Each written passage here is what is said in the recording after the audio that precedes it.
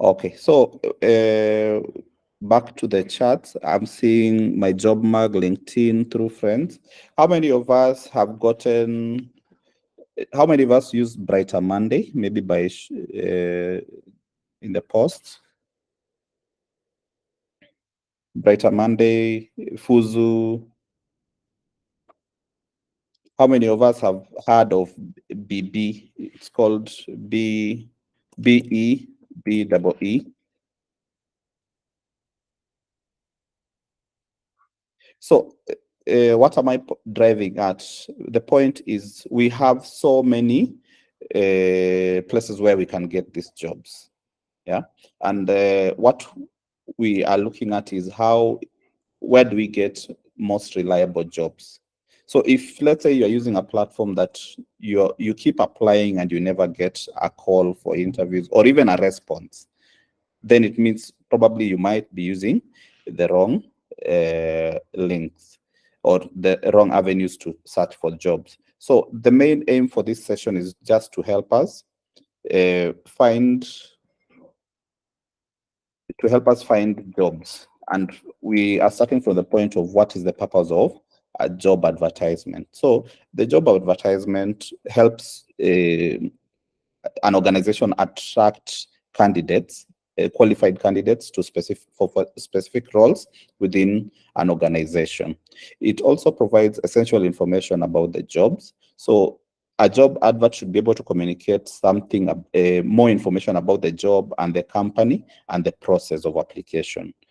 And also it serves as a marketing tool. So if as you can tell, nowadays most organizations have gone over and above to just try and attract candidates by also branding their advertisements. So you find that if it's a job, let's say from a certain company, they always advertise it in a certain format so that they can be also consistent with their branding. So some of the key components of a job advertisement you need to watch out for are the job title, which is important, especially when it comes to drafting your cover letter. When you're drafting your cover letter, at the reference, you need to indicate the job title also within the letter itself. Then, of course, we have the duties and responsibilities. The duties and responsibilities are important because when you're crafting your cover letter, you are aligning it to this, to ensure that whatever qualifications you have, whatever skills you have are aligning with the duties and responsibilities for the specific roles that have been indicated. Then qualifications for the role. So you'll find in this section you are told this role requires maybe someone with a bachelor's, a master's, or a diploma in this.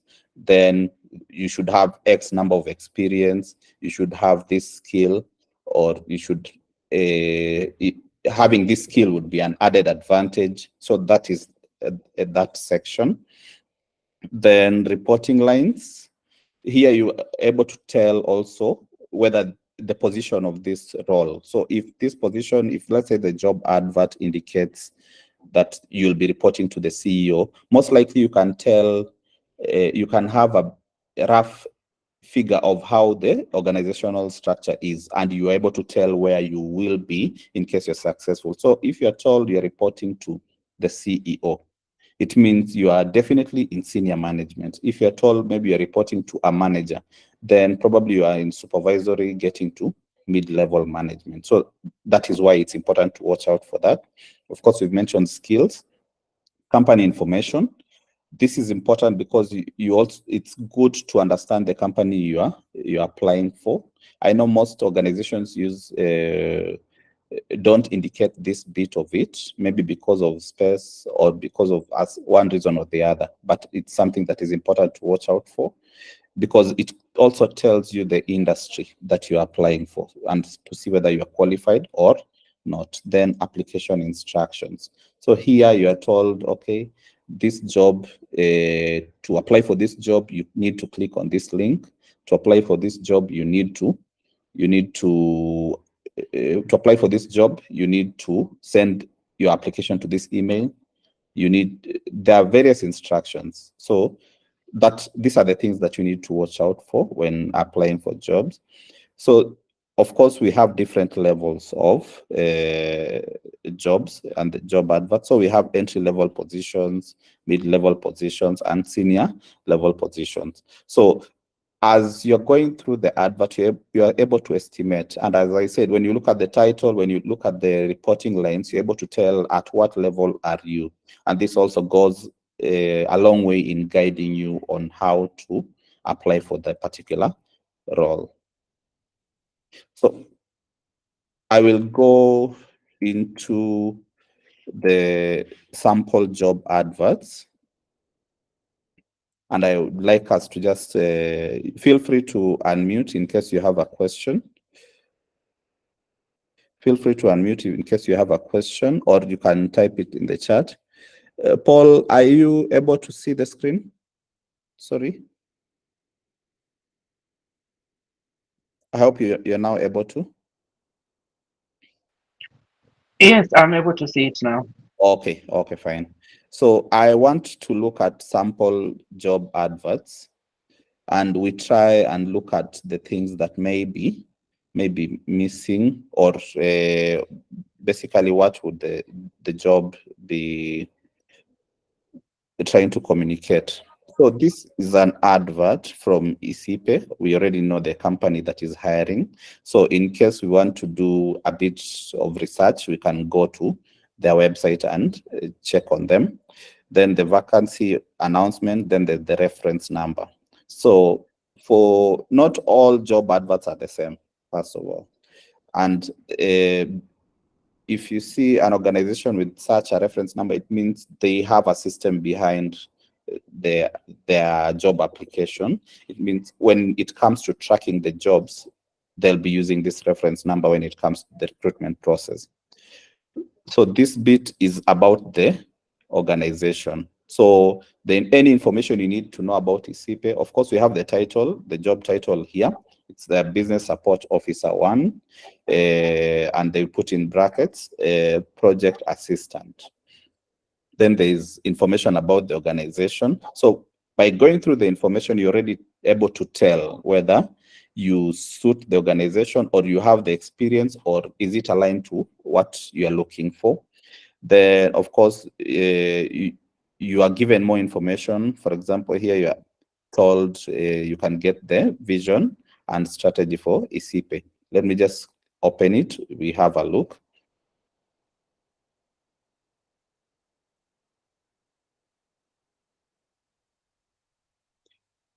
So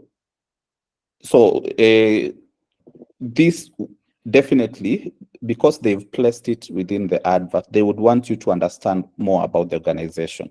So like this one is the business strategy, vision and strategy for 2021 to 2025. So if you're applying to Isipe, then definitely you need to go through this and see whether you can learn what you can learn about the organization within this their strategy and vision. So if you're applying to Isipe, you'll have to go through this and just get to understand the organization. They've given you so much information about the organization. So in case you're successful to get into the interview, then you have a bit of an edge, because you have the information about what they do in detail after doing your research and seeing where your role actually aligns with the organization. For them, you see, they've given you even the organizational structure. So in case you need to know where you fall, you're able to see where you fall. So they've given you a lot of information. That's what I can allow me to end it up there at that point.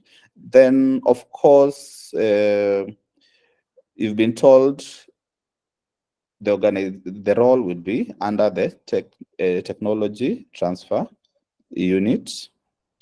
The position, you've been told where it will be, Nairobi, at the Isipe Duduville campus. You've been told it is a 2-year contract. So that is how you're breaking down the job advert. It's a 2-year contract. It's renewable, subject to continued position needs. So this basically means if this position is still needed, then it will be renewable. And if it's not needed, probably they would not renew. If there is funding, they will be able to renew. If there is no funding for that position, not renew. And then, of course, performance. If your performance is good, then it is renewable. If it's not, then it's not renewable. So this already gives you a picture of the role that you are applying for. Then, of course, you're told it's nationally recruited, competitive package will be offered to the right candidate, and then only shortlisted candidates will be contacted. Of course, this statement is important to have here because as recruiters, we receive a lot of applications. So you can't respond to each and every application. So this is a statement just to give feedback in case you're not successful. In case we don't get back to you maybe in a week or so, then just consider your application not successful. Then we get to the meat of it in terms of the job itself. So the overall purpose of the job, it's been indicated here. Then the specific duties that this person will be performing. So it's indicated here. So I'll give an example, like participates in preparing annual budgets, and terms and reference on a need basis. So these are basically the specific duties this person will be performing. Then requirements. Here you look at the requirements that this particular role has in terms of the qualifications required for this role. So they need someone with a bachelor's degree in economics, sociology, or its equivalent, diploma or first degree in a relevant field. So basically here we have 2 years experience in project implementation, marketing, documenting. They need someone with organizational skills, attention to detail, time management. So when you come across such things, for example, like this area, you ensure that you have these skills within your CV and within your cover letter. So that is like the bare minimum. Anything that you find here, ensure that you incorporate it in your cover letter and also in your CV. So these are the skills they're looking for. So if they're recruiting through a system, like we will find out, like here, you're told it needs to be sent to this email or through their platform. We'll find out just shortly. Then other attributes that are required. So for this particular role, you've been given so much information about this role. So it makes your work easier when it comes to drafting your cover letter. Then, of course, how to apply. So these are the instructions on how to apply. We spoke about, sorry, I skipped this. We spoke about the reporting. So there is the reporting. You are reporting to, this position reports to the research scientists at the technology transfer unit. Then you're given instructions on how to apply. So this is an example of a very good advert that gives the candidate as much information as possible to prepare their application and also to prepare for the interview in case they're successful. So you've been told you should apply by 13th March. Interested candidates should submit a confidential cover letter, a detailed CV with names and addresses of 3 referees, then including their email addresses, then a statement illustrating suitability against the listed qualifications, competencies, abilities, and skills. So when you're applying for this role, you need to check all these boxes. So do you have the cover letter ready? Do you have a detailed CV with the names of and addresses of at least 3 referees, including their email addresses? Then the last thing here is a statement illustrating suitability for the role. So this statement, you can have it as a separate document, which you can attach together with this CV and cover letter. And then here you're told how to apply. So let's check this out and see whether it leads us to the application page. So yes, so this is the job. I think this is the job we are trying to apply for. you can come to the page and look at the role itself. Then you'll see that you are requested to register, and then you can be able to apply for the role. So I don't think I have the logins for this one, but basically that is the application process for this role. Or alternatively, you've been told you can be able to, just a moment. Alternatively, you've been told you can be able to send via this email address. So you can send via this email address or through their platform. Let's look, that is one that I picked out, and it was a very detailed job application, job advert. So let me look at other job advertisements.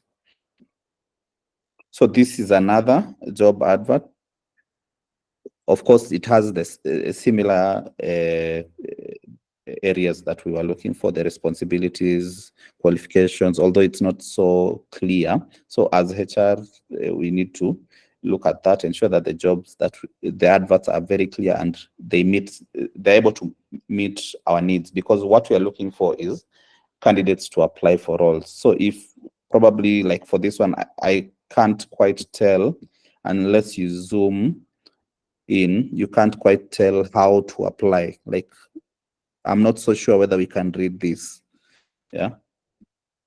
So just a word of advice for any HR professionals within the call. Then this is another sample. So it's job vacancies for nurses in Austria. The requirements are here. So it should be a registered nurse, must have a degree, must have attained German language level B. So when you go through these requirements and you don't meet certain requirements, I would advise that you don't go ahead applying for the role, especially if it's the critical requirements. For example, if you don't have a degree, why do you go ahead to apply for the role that requires a degree? I think times, in my opinion, times where you would just try your luck are past, because we have so many people applying for the role.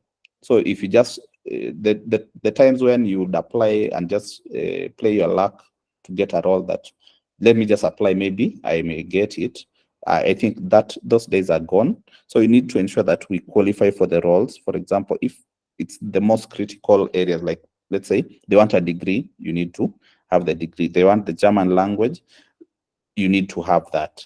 Otherwise, you'll just be putting yourself up for a disappointment in the end. So assume you don't have the qualifications of the German language and you still apply, and you're still expecting to be called for this role, and all you get is a regret. It sort of hurts you emotionally, yet you knew from the beginning you are not able to, you don't qualify for this role. So my advice would be just apply for jobs that you are qualified for.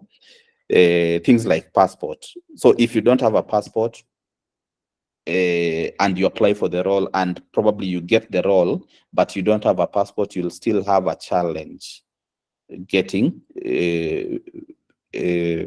being successful in getting the role. So about the passport, especially if we want to travel out for jobs outside, this is very important. Ensure that you do it early enough. Of course, we understand what is happening with the immigration and how long it's taking. So even if you don't need it now, it's a good thing. It's a good document to have. You never know. An opportunity might come that needs traveling, and the opportunity goes with whoever has the documents required to travel. So let's say your company wants to sponsor some people for a trip outside the country, and you are the head of the department, but you don't have the required documents to travel. So this opportunity might as well pass you by. Then the job offer. So these are details about the job. The contract, full-time, and the compensation. For this particular one, we have the compensation listed there very clearly. And then, of course, details of how to apply. And also something to watch out for are the email addresses. Like, for example, this looks like a legit email. So let's just try it out and see whether it leads us anywhere. So you just pick the email and do away with the first bit. And just check out the organization's website just to see whether it's a legit organization or not.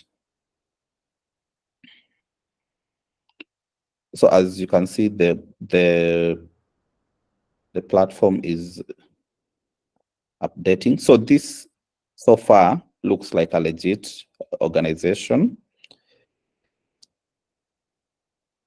that is recruiting for that particular position.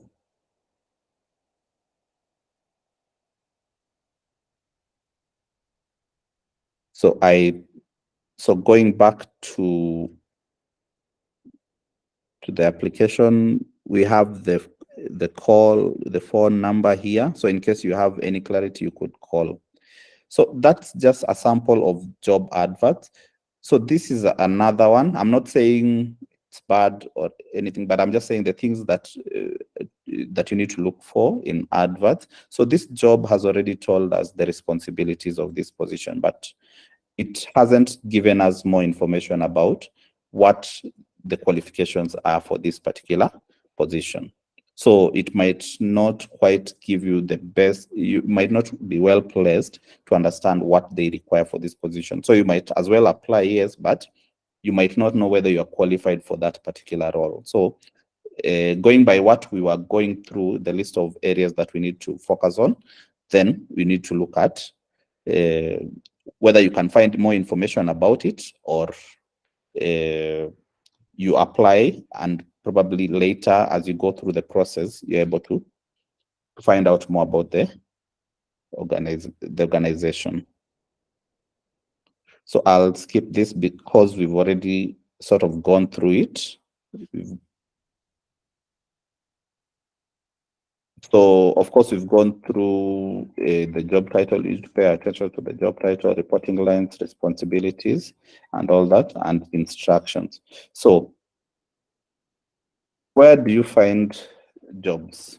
So I want to show us a bit of the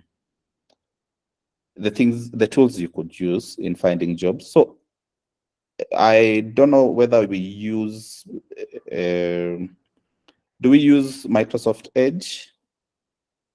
I hope we have people in the, we all know Microsoft Edge and Bing. So I'll give you an example. I hope you're able to view my screen. So on the right, this is a sort of a chat bot.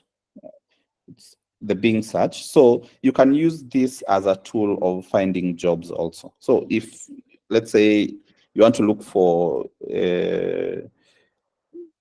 maybe which companies are hiring for jobs in customer service in Kenya this week. So it's similar to other AI tools. So you're able to prompt it and it gives you answers. So as you can see, it gives you some answers to the questions that you've asked. And in most cases, because it has a link with the LinkedIn, because they're related with LinkedIn, so you'll find most of the jobs that it will give you are jobs that are on LinkedIn, but it just makes it quicker for you to search for the job. Yes, Paul? I was just wondering which site is that? Is Microsoft Edge or what is it? This is a browser. Oh, it is just a browser. Yeah, this browser, Microsoft Edge. You've heard of ChatGPT. and I do. Open AI. So Microsoft has a deal with that has incorporated this AI tools. So this Yes. one specifically is called Copilot.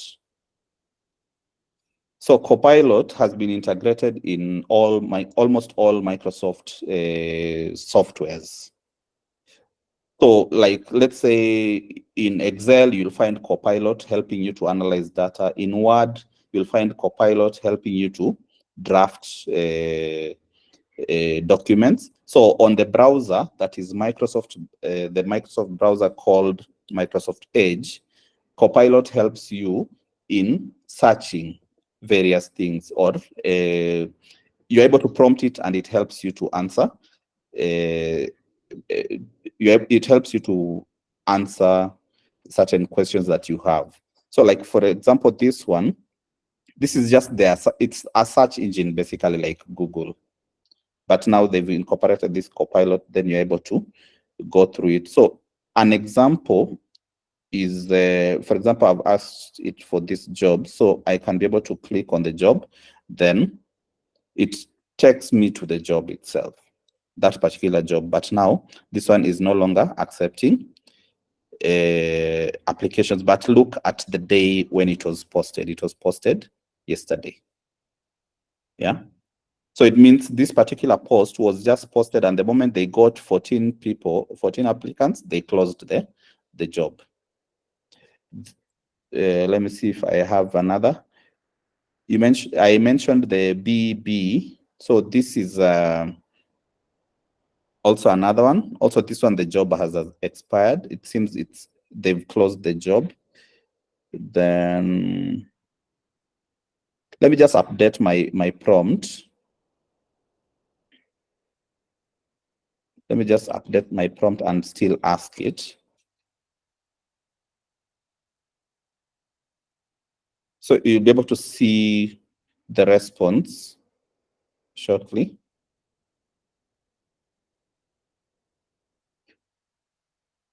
So it's listed for me the companies that are advertising for roles today. So just a few. And it even gives you the data itself. So there's this one, filling attendance. So you can click on it and get to the job itself. And then you can say, apply on LinkedIn. And then it will take you to the job itself. And then you can be able to have the application done on the platform. Of course, this one will redirect you to the company's website, and then you're able to apply for the role. So this is just to help you when you are having applications, or you need more information about an organization. Let me use an example of the role that we gave.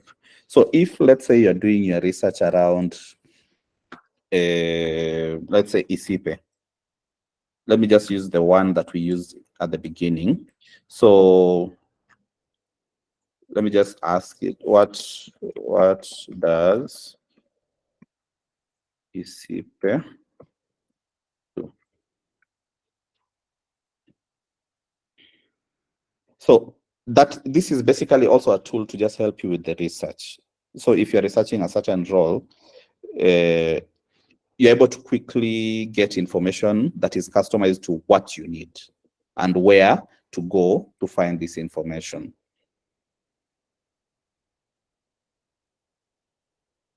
So this is just an example of how powerful the tool is, and you're able to use it.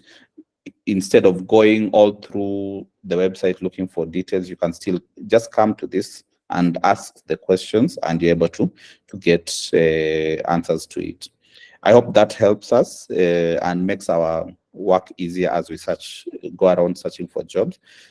Then, of course, we've mentioned on how to tell whether a job is legitimate, or you can trust whoever is advertising the role. Of course, you need to ensure that the role itself comes from a trusted source. So I'll give you an example. When it comes to job applications, I've seen someone mention my job mag. Then we have job. Let me use an example of job web. Job web Kenya. I'm not saying it's a bad platform. I'm not saying it's the preferred platform, but what I'm just trying to drive at is for you to understand. First of all, for example, this platform has so many jobs. But the question I always ask myself is, how do they make money? Because that will also determine the kind of jobs you get on that platform. So for them, they make money through advertisement, because you'll see all through, we have adverts all through the page. Yeah. And so that one also, that one will help you determine whether you are getting legit jobs or not. So for them, that's how they make money, and they're able to post jobs. So just a moment. Like you realize, so if you want to post a job, this is also how they make money. If you want to post one job, you pay this. So this tells you that all the jobs that are posted here, someone paid to post these jobs, or the team at Job Web Kenya paid to post these jobs. And because of the number of jobs that the number of applications that you get, maybe you might not get quite get feedback from your application. So this is just a sample of a site that you could go to and look at in case of you're looking for jobs, but it's good to vet this job post, because the truth is we have some people in business where they have a platform, they create a platform where they can be able to post jobs, and because many people are looking for jobs, that will, and if they regularly post jobs, it means that you are driving traffic to that particular site. So yes, they post jobs, but are those jobs really are they really the ones recruiting for those jobs? That is one question you need to ask yourself. Are they the ones recruiting? Then some people just use that traffic to maybe make money because of the adverts. Like, for example, what we've seen on this particular site is basically you have so many jobs there and we have so many adverts. So how they make money is through the job advert. So whether the jobs are legit or not, you might not quite tell.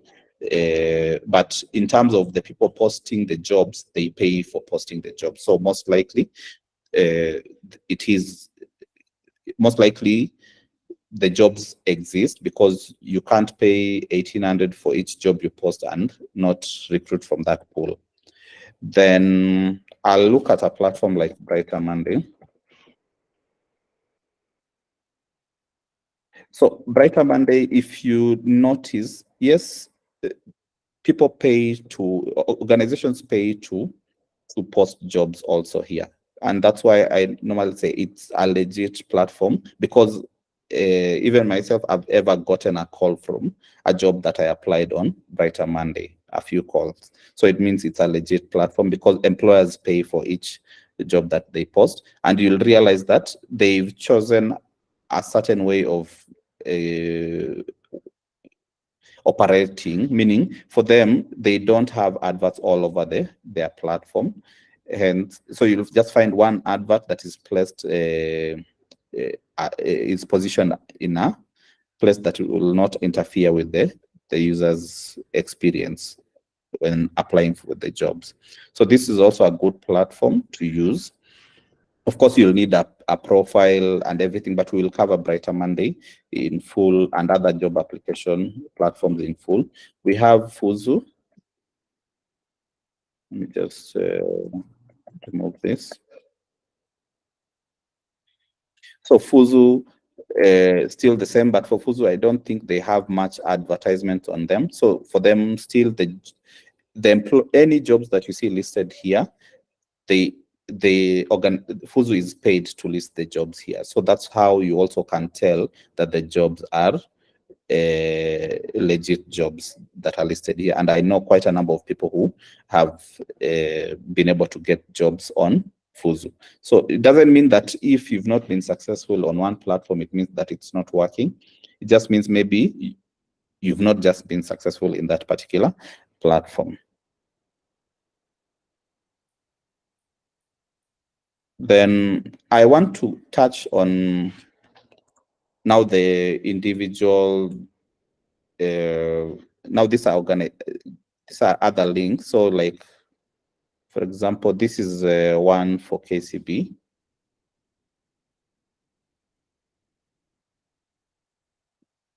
Is there a message? Yes, Irene?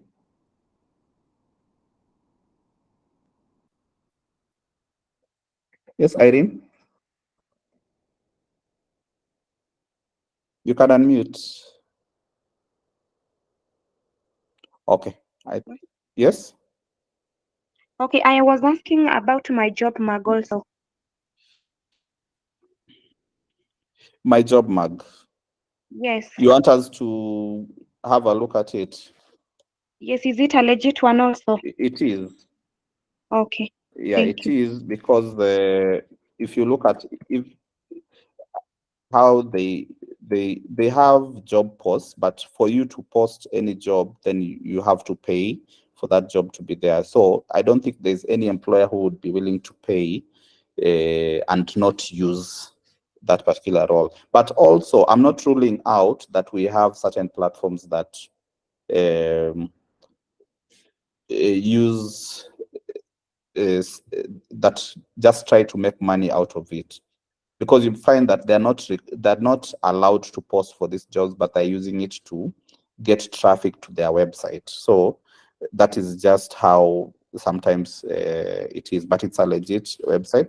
As per our previous conversations, you need to check on, if you want to see whether a job is whether our website is legit. Let me just use an example here. But when you are checking, you need to ensure that it's a secure website, first of all. Yeah. You need to ensure that, so you look at this S up here. If it has the HTTPS, it means it's a secure website and it's been registered and it's legit. But we'll have some, I know you've ever gotten into our website that you're told this website is not protected. I'll give you an example. I don't know that I have one, but we have some that do not have the security certificate. So that should already be a red flag for when you're searching for jobs. I hope that answers your question. Yes, thank you. Okay, so I'm looking at the KCB. So KCB, their recruitment, if you look up here, the recruitment is done via the Oracle cloud. So basically, if you know about ERPs, they use the Oracle system. So this is where their jobs are listed. So I'll just pick one. So this is how it appears on their platform. They apply when the deadline for application, when it was posted, what is required, and then if you can try out the application is quite rigorous, because it asks for a lot. So maybe I can just start it off and help you see.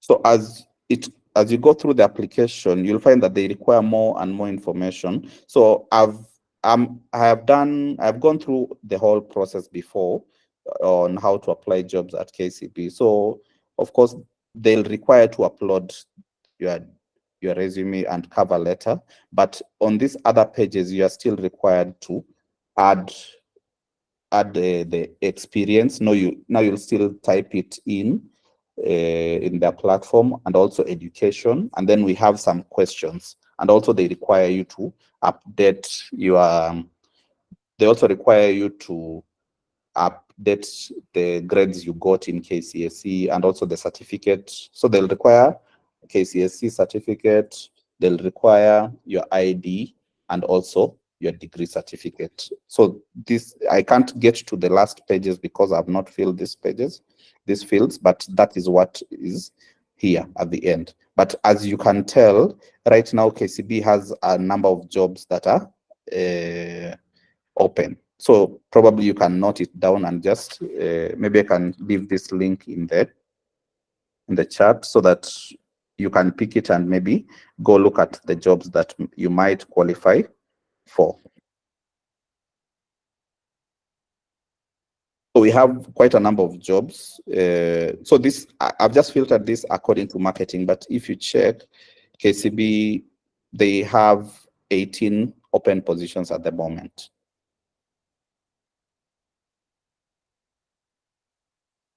Then I would like to look at, there is also this organization called Africa Management Institute. It's also a good, it has good opportunities. I'll be able to just share this with you here on the chat. So for them, you'll be able, like, for example, this is, let me look for one that is, so this is, I don't know if this is still open, executive assistant. So this is how they display their jobs on the platform, and then there's a link here so that you are taken to a site, a page where you can apply for the role. So of course there's about the organization here, the job description.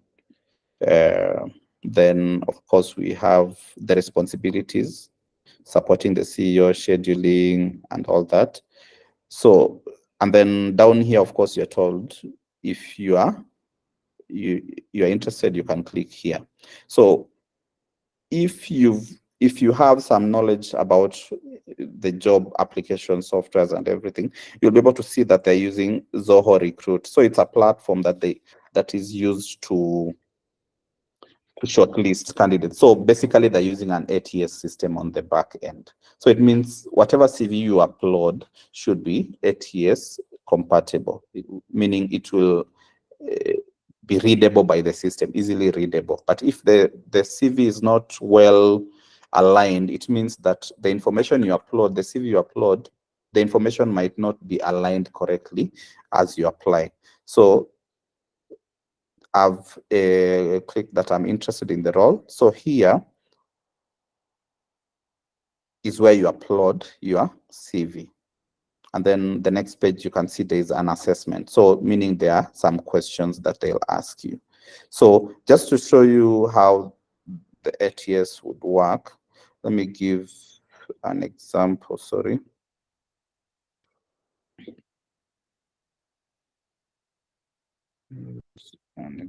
So I'll use this example.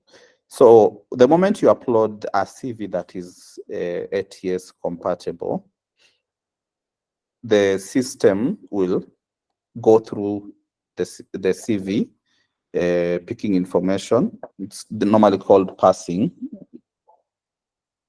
So parsing of the CV. So you'll see that it will try feed the information that is from the CV. Yeah, you'll see that it will try feeding the information from the CV. I could try, just a moment. Let me try different one.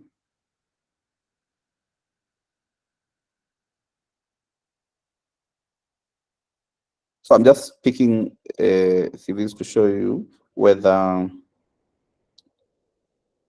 let me just use this.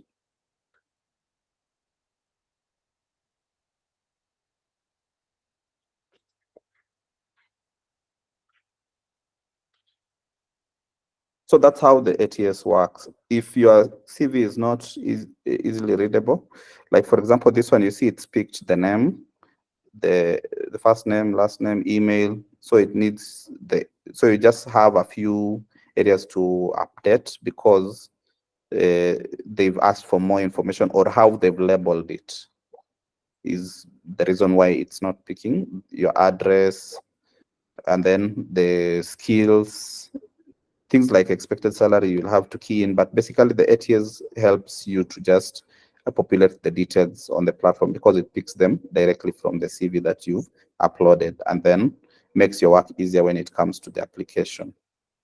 So that is just to show you how it works. So you can have a look at also this website. It's an interesting one. It normally has very good opportunities. Then we have the normal links, whereby you find that someone just posted links to jobs. Like for example, this is NGO jobs in Kenya. So you could still go through and find out whether they are legit jobs. So here you see it's a 1-year contract. So, what is required is a university degree and all those details. So where you need to be keen on is you've been given here a website to go to. So this is the UN Habitat website. So let's see whether the opportunity is actually there. So this is the website. You can go, in most cases, you'll find the careers would be listed down here.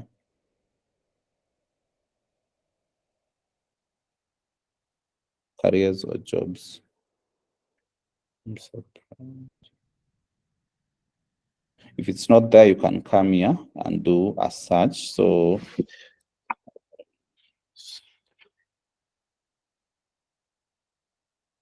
yeah, so once you do the search, you're able to, let me see whether we have,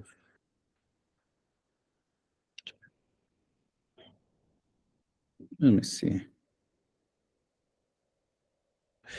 Yeah, so how they've listed it, they've written it as join us. They've not written careers. So if you click on join us, then you're able to go to their careers page and see whether we have any opportunities that are there. Like, for example, these ones are not,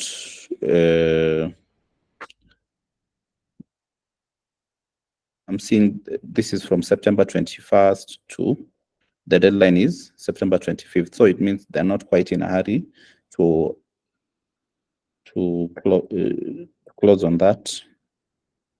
So as you can see from just from that brief research, you're able to tell whether the job is legit or not, because now this is now the job description for that particular role. So basically not all links are legit, and also not all links are hoaxes, maybe to use the word. Let me try this link.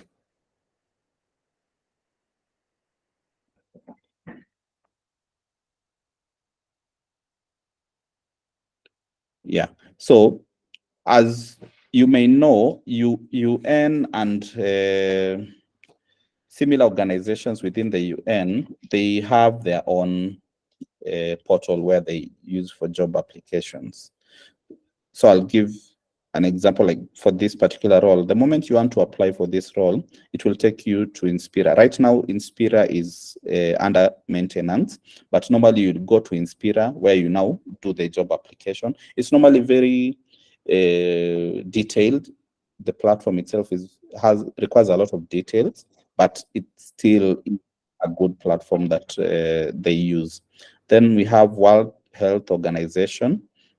They also have their own platform where you'll need to create username and password and then log in, and then you're able to now access the jobs that have been posted. So this is just to show you some of the areas. I talked about Fuzu, Brighter Monday. Of course, we discussed LinkedIn a while back. Then we've discussed all this, including the NGO jobs. So there is no limit in terms of where to find jobs. What is important is you analyzing these jobs and seeing whether they are, first of all, legit jobs that you're applying for. Because you might be applying for jobs that do not exist and you're there wondering, why am I not getting interview calls? So you need to ensure that the jobs you're applying for are legit jobs by doing your research. So yes, you've seen this job. It's been posted that it's a job by maybe an organization called maybe Seafood. So you need to go and find out more about this organization and see whether they've actually advertised this role before you apply. Then we have jobs that you might find an email that is not a job email. I'll give an example. Maybe you find an email that has been put on the advert that ends with @Gmail. So you find, yes, it's a company like, let's say, KCB, but you find at the end they've written @Gmail. That is a red flag. That is a red flag. The moment you find that a job ends with the personal email extension, so @Gmail, @Yahoo, it basically means that this account has been created by someone. And I'm not saying that's the case in most cases, but the moment you find such a job, just be cautious that probably this might be someone maybe on the lookout to take advantage of maybe the desperation in terms of the job search. Then let's look at, I want us to now, we'll now go deep into now writing the cover letter that aligns with the jobs. So first of all, you need to understand why the cover letter is important. Then structuring the cover letter to ensure that it communicates effectively in what you need. Then personalize each cover letter for the applications, and also showcase your achievements. So basically, the cover letter is supposed to sell you as a candidate. So I'll use an example. So this, just take a keen interest on this. This, I've put some prompts in it, so you'll be able to bear with me. So of course, I won't start with the beginning, the address and everything. I just want us to focus on this. So of course, we have the introduction. So here you're expressing your interest in this role. So how do you start? You need to ensure that you are able to quote the position that you're applying for and where the company itself. And if you don't know where it was advertised, or if you are not sure where it was advertised, you can leave out the details about where it was advertised and just say as advertised, and you leave it at that point. Then you're trying to build your case here. You're trying to entice the recruiter to go further into the application and see whether you qualify or not. So paragraph 1, of course, it will be in the introduction. So you're trying to tell the recruiter about yourself, about your skills. So this is just an example in my current role as the title. So of course, it will help you focusing on a title that is similar to the position that you are applying for. So in your current role at this company, you are able to highlight the skills that you have that align with the requirements for the role that you're applying for. So if you look at it, which aligns perfectly with the requirements for the job that has been advertised at the company that is advertising. Then you can mention the number of years. So this years of experience, and then you mention the industry and the relevant field have equipped me with a solid foundation. Then you mention the skills and qualifications that are from your CV that relate to the job that you're applying for. So that would be your paragraph 1. Then, of course, paragraph 2, you can talk about your achievements that are relevant to the role. So here, you are trying to capture the attention of the recruiter to just see the impact you've had in terms of achievements. What achievements have you been able to achieve, to accomplish within your career? And by achievements, I want us to look at it from the organization perspective. Yes, things like, okay, you've gotten a master's, fine, that is good. You've gotten this, those are more personal achievements. So you need to look at the achievements within your role. So if I'm a HR professional, what achievements have I been able to accomplish, and ensure that they are quantifiable? Meaning, yes, I was able to manage leave. What impact did it have? So you can now state it as, maybe I was able to manage leave liability, which was able to reduce, I was able to manage leave, which was able to reduce the organization's leave liability, hence saving the organization cost, any cost that they might have incurred in case when required to pay off the leave. So when we are looking at achievements, we need to look at it in that angle. Yes, you did this. Then what? Yes, I was able to manage finances. Then what? So you need to always ask yourself, okay, yes, I managed this. Then what impact did it have to the organization? So that is what you need to look at when you're looking at the achievements. So of course, I'm not saying you copy it word for word, whatever is on the display, but I'm just giving you a hint of how your CV could be structured to have the best impact in the application. So one of the proudest achievements is, then you're able to mention the achievement that you got, and then you're able to also add to it if you had maybe another achievement or a complementing achievement. You can also indicate it, and then, as I had mentioned, describe what you did, how you did it, and the results. So this one gives a better picture of the impact that whatever the impact on the particular role that you held. Then, of course, you'll be able to now conclude on it and expressing why. Basically, if you're in the same industry, that would be a plus, or the relevant experience that is required. Then you can focus on skills that are required. So as we looked at the job descriptions, like for example, for the ECP one, we were able to find out the skills that were required. So here is the paragraph where you can now also mention the skills that you have and relate them to the job advert that you are applying for.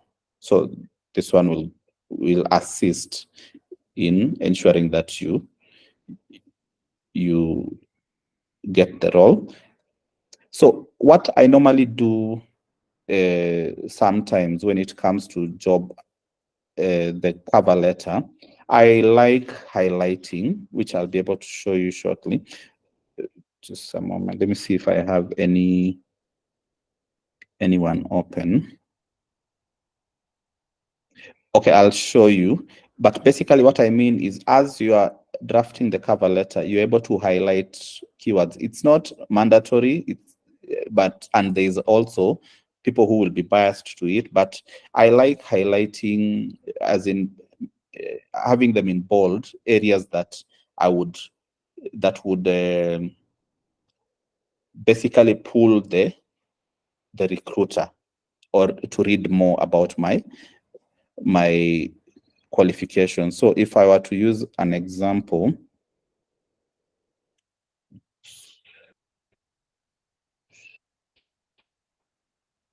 just allow me to look for one. Allow me to stop presenting and then I'll share it just now.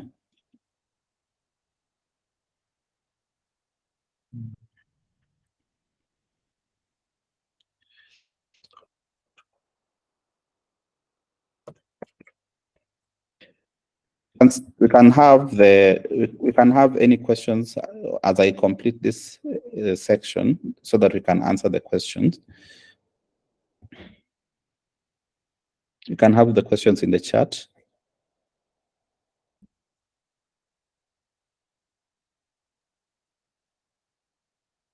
So good, I've found one. So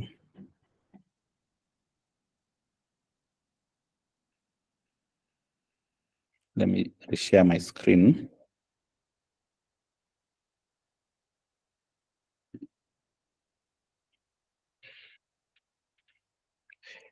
I hope you're able to view this. So this is just an example.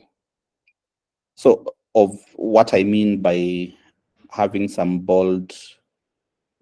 the wordings in bold. So I like to bold some certain sections, and especially if it's this, these are the things that are required on the job advert. So you can try having them in bold just to ensure that when someone, let's say someone opens this CV and the first thing they're seeing, Masters in Business Administration, Bachelor of Science in Communication, Diploma, then definitely they would have that urge to further look at the job itself. So basically that is what I mean by sort of trying to highlight.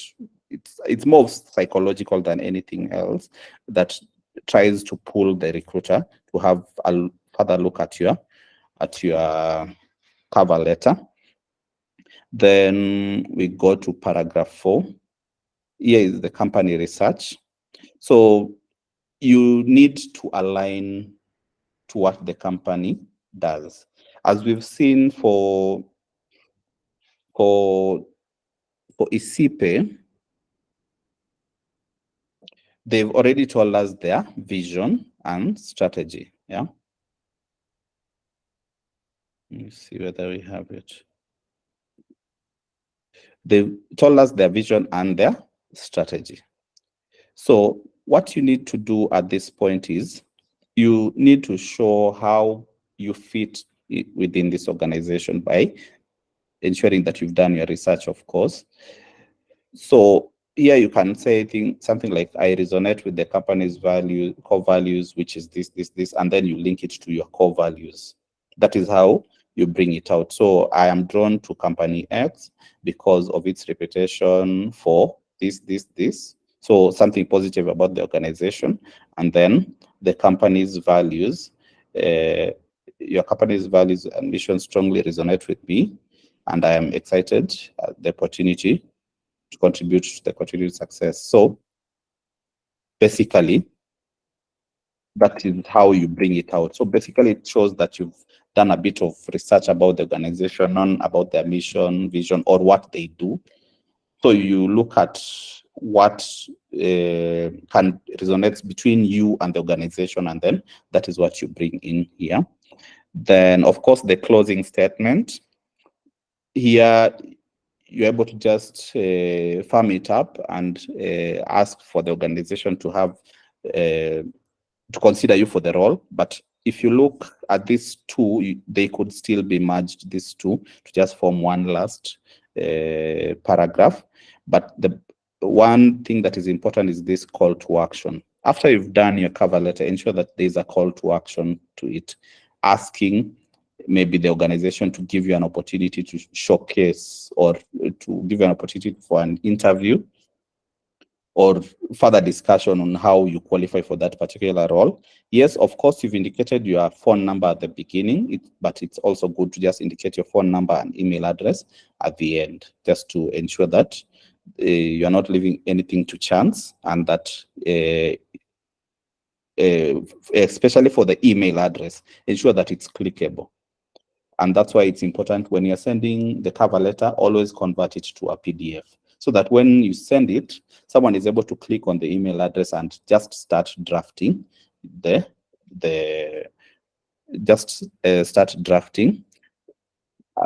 email or a response. Let me show you what I mean. Let me just show you what I mean by Sorry, I'm using this, but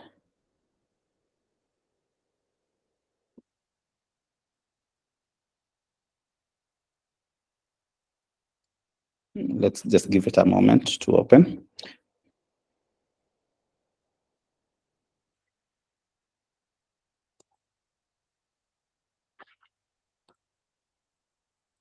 In a while.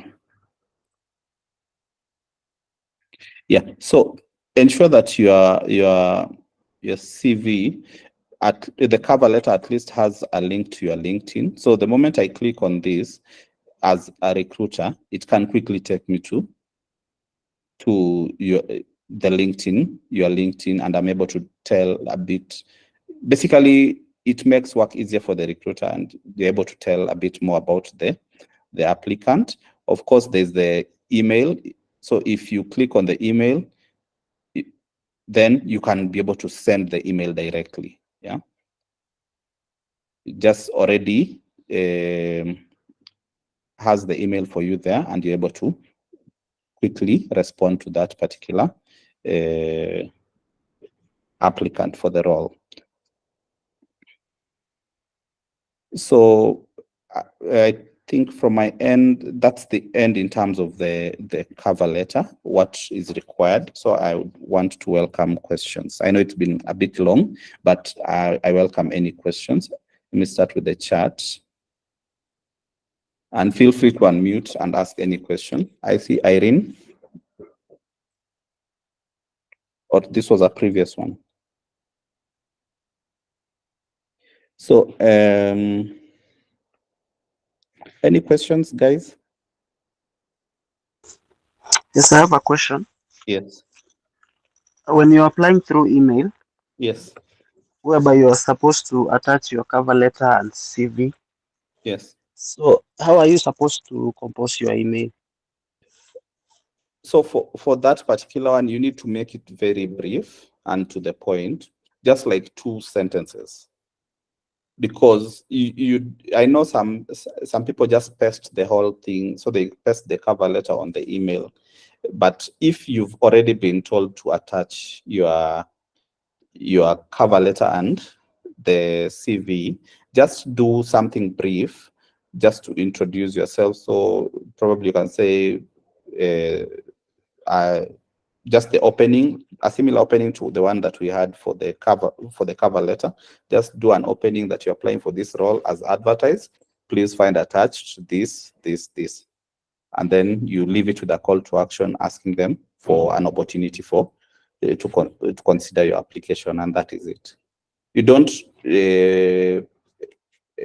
do not draft too much, because the truth is not many look at it, read all that.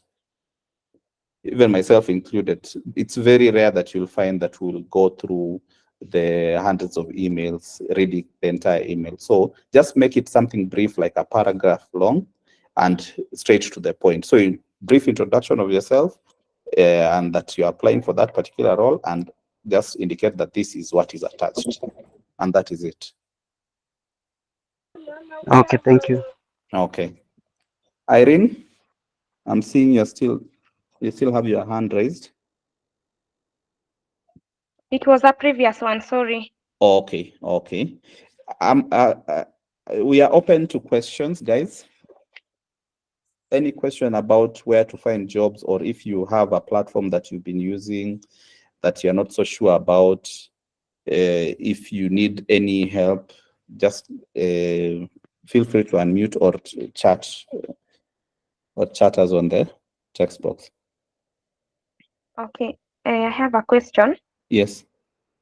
There is this company by the name ZipRecruiter. Yes.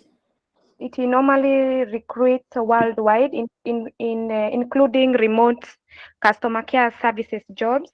Mm-hmm. So I've been applying for the longest time. I haven't been able to get any. So I've been wondering whether it's a legit one. So kindly you can clarify whether it's a legit one or not. It is. Let me just share the screen so that the rest can be able to have a look. This is the one you're talking about. Yes, exactly. Yes. So this one, it is a legit company, but Okay. the only challenge I may say is location. The truth is sometimes these jobs, especially remote jobs, yes, they are there, but it's sometimes hard to get them. Yeah. Yes. Unless maybe if let's say if you can get it through someone who or is already in and understands, then it would be better. But I'm not saying that you give up applying. I'm just saying that it might take a while before you can get a job, especially remote jobs are a bit tricky, especially if we are on this other end of the world. Basically Africa. I know many people who have jobs remotely, but I've seen many struggle to land jobs. But in terms of the site, the website is a legit site. Okay. Yes. Okay. Thank you. Okay. Yes, I'm seeing Fatma. Yes, I wanted to ask, when you are sending your CV and cover letter, do you have to send your documents also? No. You don't have to. Oh, Unless okay. they insist. Mm, Like for example, the example I shared for KCB, when you're applying, they want you to upload your KCSE certificate and degree certificate and ID card. So unless they actually ask for it, then I would totally advise do not send your personal documents, because those are confidential documents. oh, Yeah. okay. So And unless they ask you, do not attach it, because even that might hurt your chances, because the moment you upload all that, it means your email will have the downloads or the attachments. It will be very hard for the recruiter to download all that, and it may take a while. oh, okay. And Yes. another question, when you see a job advertisement, Yes. and sometimes maybe you don't have the experience, do you still apply or just leave it like that? I had talked about this. I had insisted that you don't apply if you don't qualify in terms of what is really required. Or alternative, you can still apply, but just know that you've applied, but you don't qualify. So don't have all your hopes in it. That, as in, basically, don't feel demoralized if it comes out as negative. That those things that you just try, but you know maybe you won't get it. But my advice would be maximize your chances on the ones that you totally qualify for. But you can still have one or two that are not quite you don't quite qualify. But if it's, let's say, a region of, let's say they want 5 years and you have 4 years, you could still leverage on the kind of experience you have. I'll give an example. So let's say you are a HR assistant, but you're the only HR person in that role. You see, that's the difference. If you are the only HR person doing everything HR in that role, it means you have more experience compared to someone who is a HR officer but just doing one thing. So let's say if they're specializing in one area and they're HR officer, as opposed to you as a HR assistant and you're doing everything that is HR. So you can leverage on your kind of experience, but don't go for a role that is asking for 10 years experience and you have 3. That one definitely you won't get it. And also don't apply for, let's say they want a degree and you don't have a degree. You're just setting up yourself for disappointment, because the chances of you landing it are very slim in terms of even statistic wise, because it means that there's no one else who has the qualifications that they've listed there, and now it means they need to go down and look for someone who has a lower qualifications. So you just need to make a judgment call, and just make a judgment call and be able to identify the ones that, yes, you might not qualify, but you're slightly closer to qualifying. Okay, thank you. Okay, you're welcome. I'm seeing Gordon. Yes, Gordon, go ahead.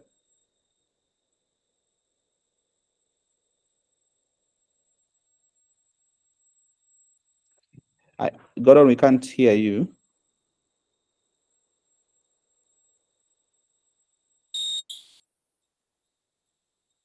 Okay, I think he has an issue with the mic.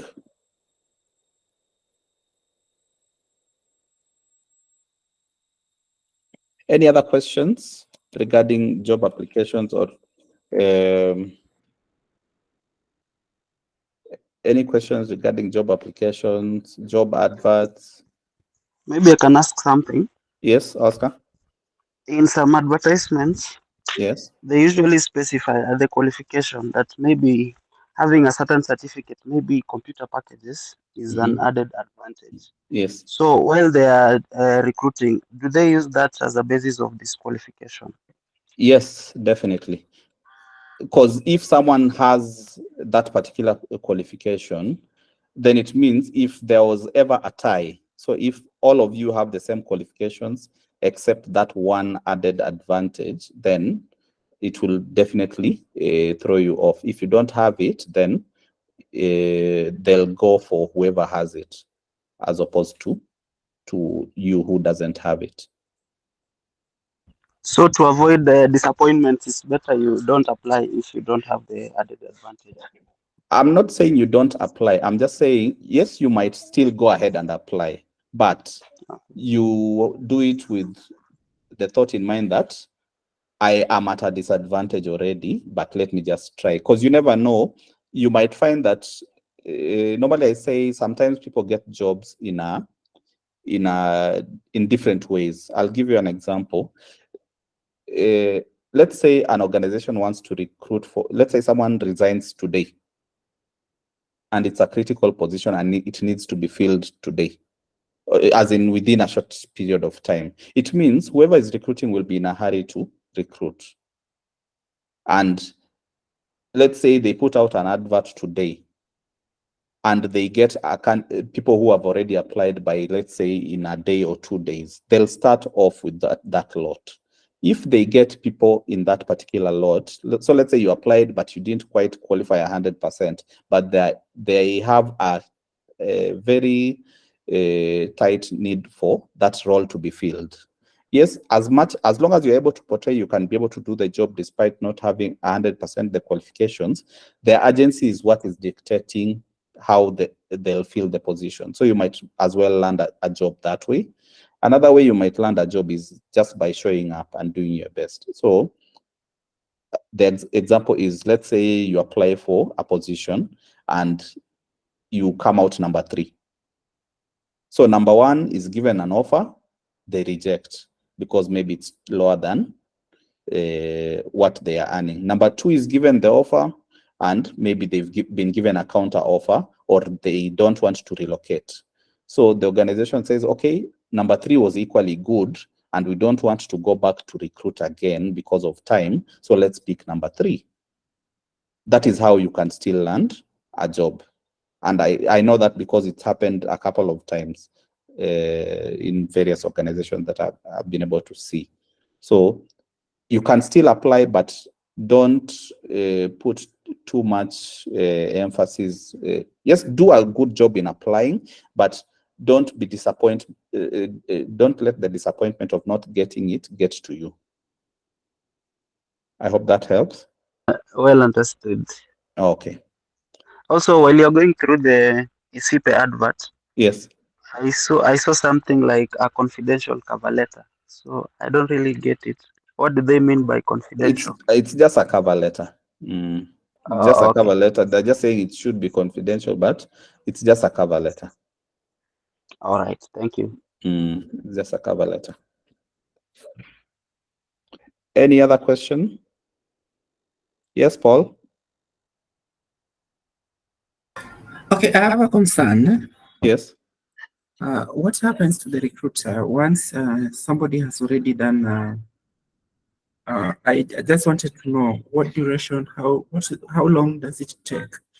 You have done the first interview, You're going for maybe the second one, and now they're doing your background check. How long does it take for the background check to be done for you to be given a communication? That's one. Two, is Yes. it possible for someone to be discriminated in terms of In terms of qualifications, in terms of their qualifications by by the discriminated, recruiter, by what? the recruiter? Maybe give me an example. Okay, for instance, Yes. the position that is being needed is the position of an HR, let's say for instance. And the person who is doing the recruitment maybe is the maybe assistant CFO. And then this particular CFO it doesn't have the qualification that the HR has. Okay. And then he ends up suggesting, because maybe he or she is the one who has been handling the particular position of the HR, and now the HRs need to be recruited. And this particular person decides that now we don't want somebody who has these particular qualifications, and they want this particular qualification. Is there in that possibility? Yeah. Yes, there is. Let me start with this, your current question.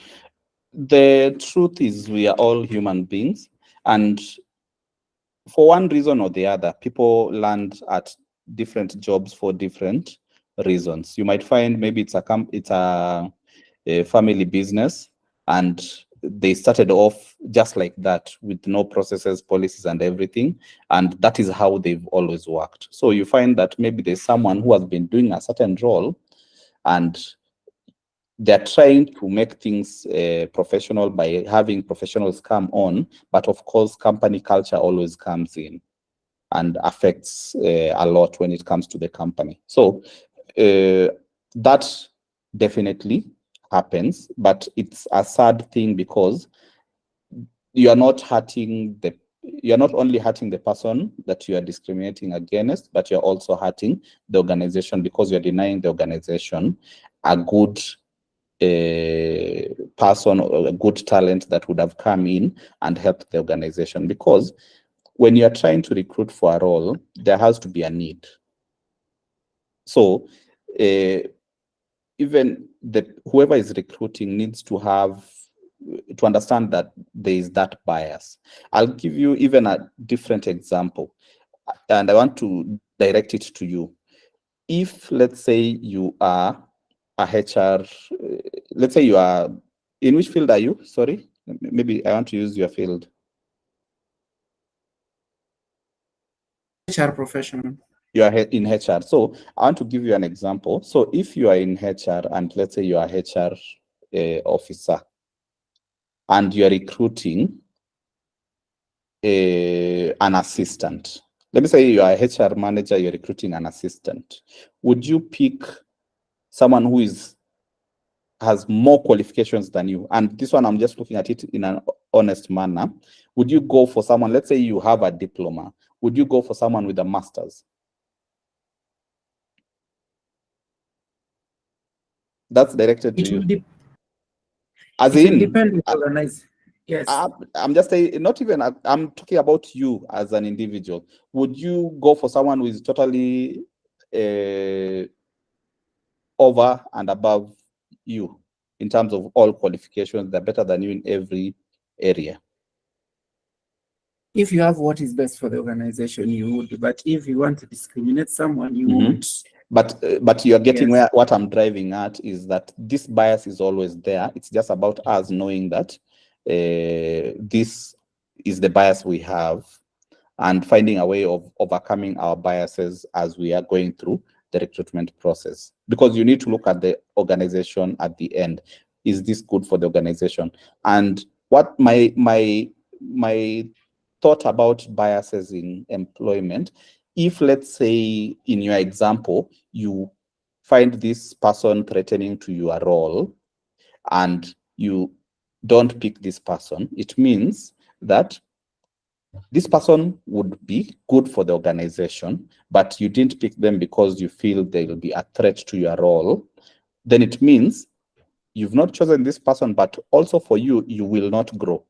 Because if you want to feel comfortable in the role that you are in, meaning there's no one threatening your role, so it means you will not grow. You will not go out to look for opportunities to grow.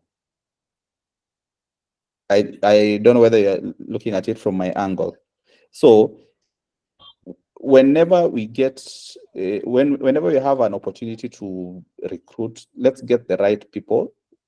That will also propel us, because you'll stop looking at yourself at manager level.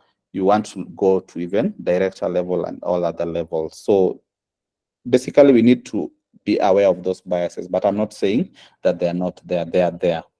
On the second question, background checks. So for background checks, it depends on the organization. There are some organizations that do a short background check. There are some that outsource to organizations that do background checks on behalf of them. So they're dependent on different organizations. So if, let's say, you've passed the interview and you've been told you've passed the interview, they'll definitely tell you that, okay, we need to do a background check on you. And they'll start off the background check. I think it shouldn't take more than 2 weeks or a week, dependent on the organization.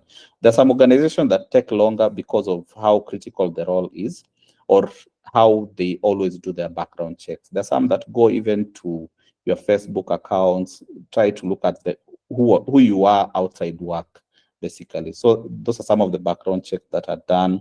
There's some that even go to CRB and look and see whether you have any issues with CRB, any issues with the DCI. So those are some of the background checks. So depending on how quick, like for example, if they don't have any connections with DCI and they need to do a criminal background check on you, it means that it will take longer compared to if they didn't need to go for that kind of background check. So it depends on the organization, and it depends on the kind of background checks that they do.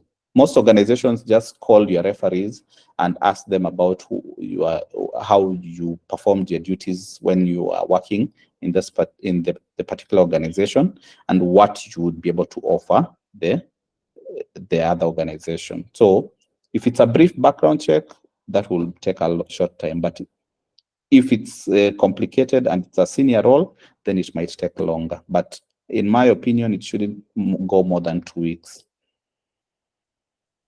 And what if it goes to more than a month?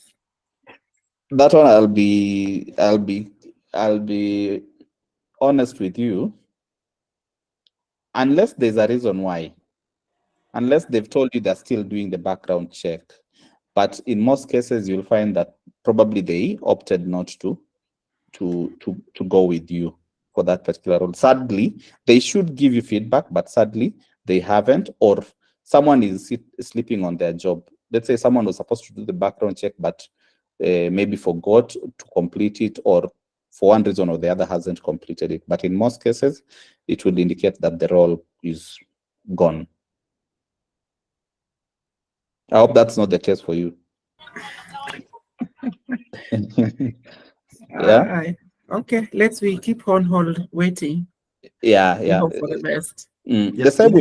Just let me assist you or give a support on your sentiment on that background check. Yes. Just the way you say it depends with the organization or industry. Because I work with in aviation industry, and I'm aware that with the background checks, they have up to 21 days. Okay. To give their reports. Oh, okay. That's so interesting. And that's a duration they are given by Civil Aviation Authority regulation. Yeah, so it can be take longer, or it can take longer. And yeah, in some organizations they are very strict. If you will not produce that certificate, police clearance, there's no process that will proceed. Because they don't have any other way to prove your criminal record. Yeah, true. Yeah. True. Yeah, that's interesting. So probably, Paul, maybe there's still hope. Yeah, dependent on the industry. Because let's give an example of even the army, and if it's critical roles, even outside Kenya, if you are going to work for organizations outside, you might find they want to do very deep background checks. So I am answering it on with the lens that the role is just a Kenyan role. So if it's just not a complicated process according to the organization, or it's a simple organization, it should take a short while. But dependent on the organization, if it might take longer compared to other organizations like Google, Microsoft, you might find that they take longer to do background checks to ensure that they have the right person on board. It's okay. We still hope for the best, and I believe all will be well. Let's wait for the background checks to be done, because it has taken almost like anyway. Let's hope for the best. Yeah, hope for the best. As long as you've not gotten the feedback, but The normally regrets. the regret, then there's still room. There's still room, but also there's you need to also manage your expectations, just in Sure. case. That's Sure. why I normally tell guys, even as much as you apply for jobs, don't do it as a do or die, because you'll put a lot of pressure on yourself, and the moment it doesn't go your way, you feel like that's the end of the world, which is not the case. That can never be the end of the world. Yes, you can apply for a job, you can do everything right, and you feel like, okay, I'm from that interview and I'm sure I got this job. But you find that probably you didn't get it. So just be flexible in terms of how you deal with a certain situation when it comes to searching for a job, because many things happen. I'll tell you an example. I know of someone who was recruited, went through the interview process, and even reported. And on reporting, because of some miscommunication, they almost lost their job. They were told, okay, we are sorry, we did not expect you, because HR went ahead to recruit, but finance was not maybe ready. So you find that you are already with the job, but you are at risk of losing the job because of internal process for that organization. But the good thing is they went over it and they opted to keep the person rather than asking the person to go away. So sometimes things happen, but we hope that won't be the case for most of us. Yes, Lillian? Kindly give some insight on salary negotiations. For example, an advert has come with quoting a salary of 50K for a position. And then maybe when you go for the interviews, you give like your expectation is 70K. Does that mean that you won't be considered for the position? So would really appreciate to get some insight regarding salary negotiation.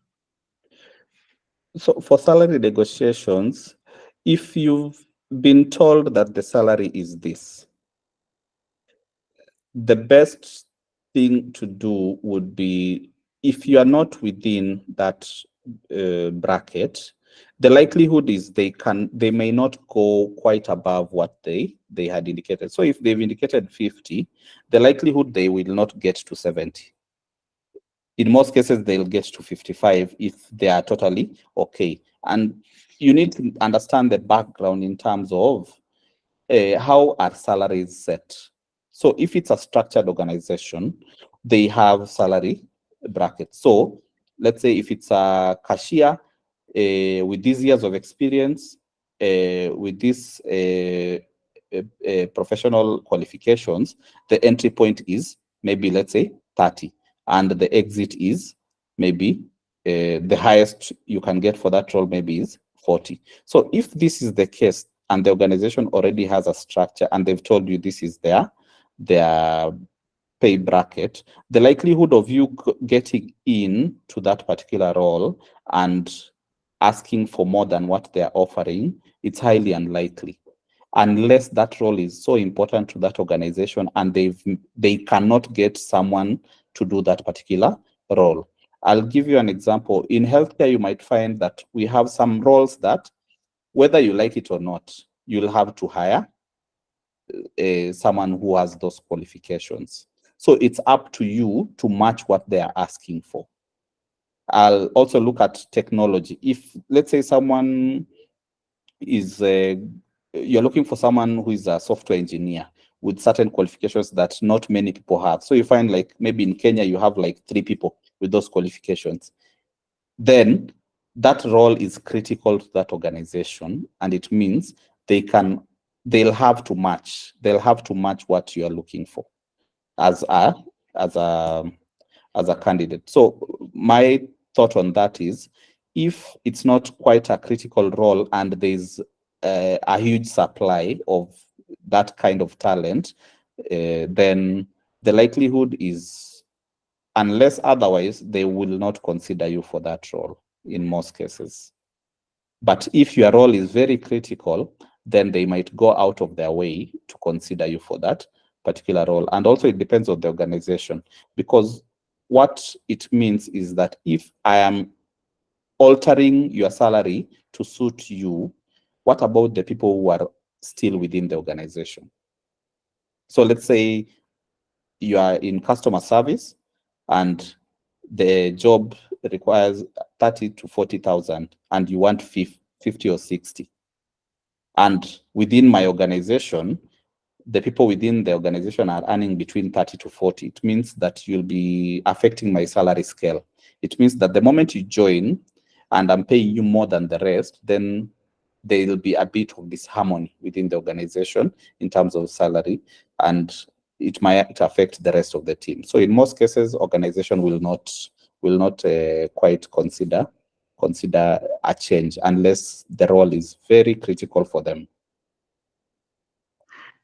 Now, that one is very much well understood. A scenario Okay. where, as in just using the same scenario, they've quoted 50, and then you are in the panel. You're being you as in while you are applying, there's a place where you're told to indicate what your current salary is. And let's say, for example, you indicated 60, and then you're shortlisted for the interview. Now, the active panel, face one-on-one, they are asking you how much or what is your expectation, what are your benefits, and such and such.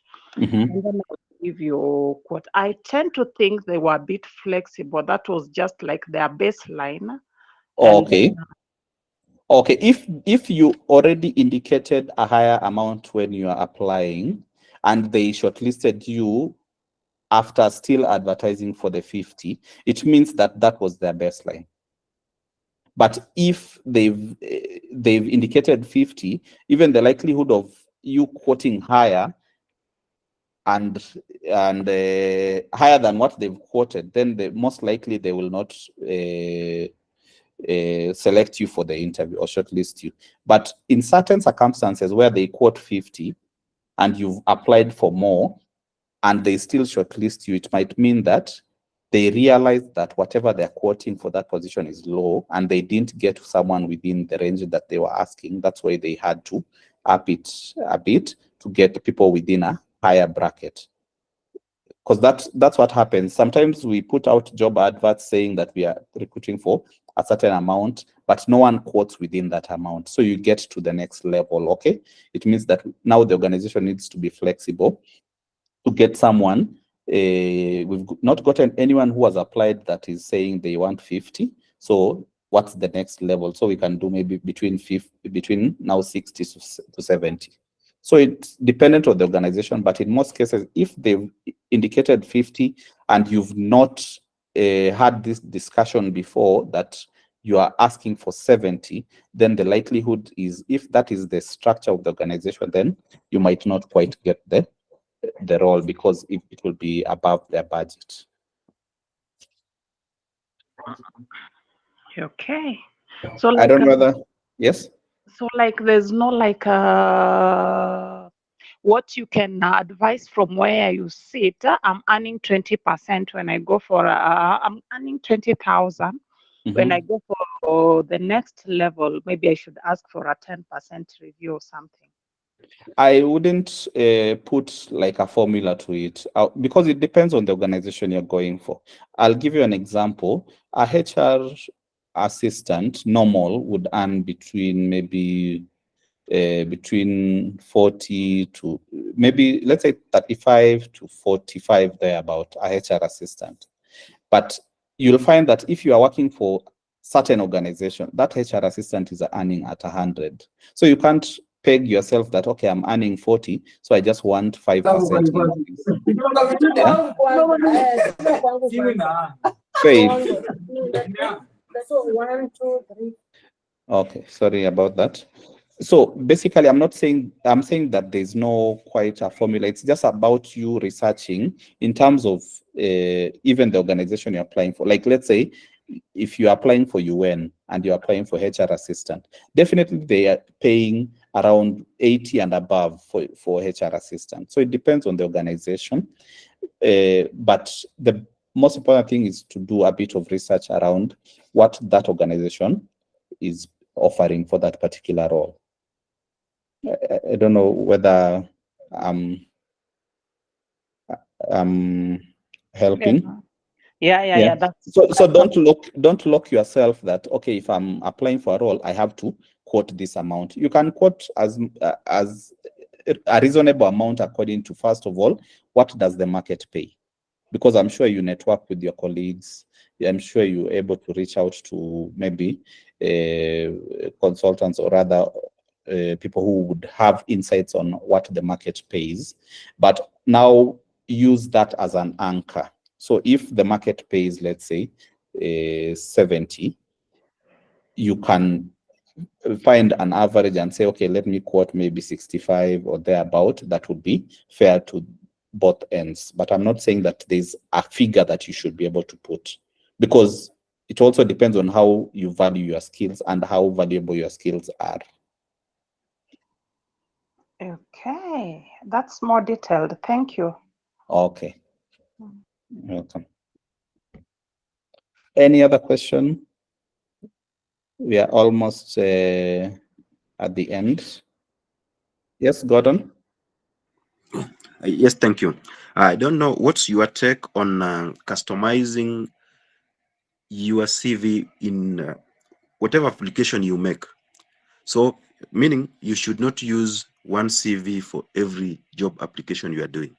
In every job application, you need to a bit have some twist on how you are wording your qualification roles and bit commas. Yeah. That is dependent on the role that you're applying for, because you'll find by that, let me just show you what I mean. Just share my screen.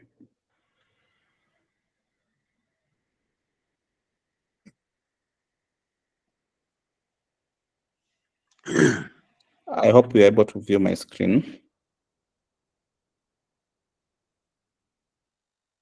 So I'll use an example of the,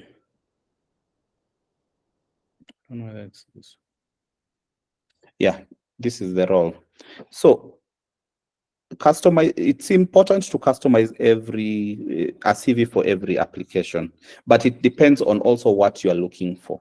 If you're looking for, let's say, a HR officer role, the likelihood is that the requirements for you to apply for any HR role, a HR officer role, would slightly be the same, or not so far out from